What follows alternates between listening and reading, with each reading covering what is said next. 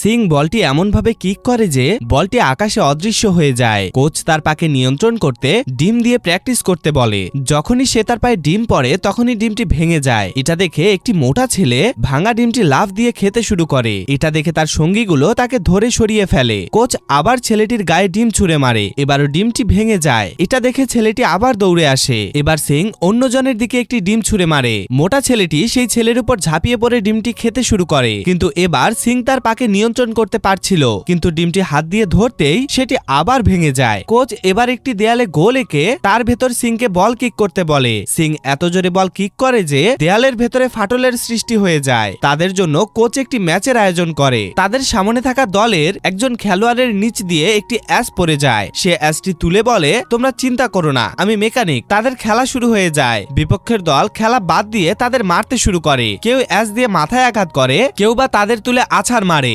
মোটা ছেলেটিকে এমন ভাবে পিটিয়েছে যে তার মুখ দিয়ে লালা বের হতে শুরু করে। একজন খেলোয়াড় তার আন্ডারপ্যান্ট ঝুলিয়ে বলে, আমরা তোমাদের কাছে হেরে গিয়েছি। এটা দেখে বিপক্ষ দলের খেলোয়াড় তার আন্ডারপ্যান্ট খুলে তার দিকে এগিয়ে দিয়ে বলে, এই প্যান্টটি যদি মাথায় পড়তে পারো তাহলে তোমাদের আর মারবো না। ছেলেটি মারের হাত থেকে বাঁচার জন্য তাই করে।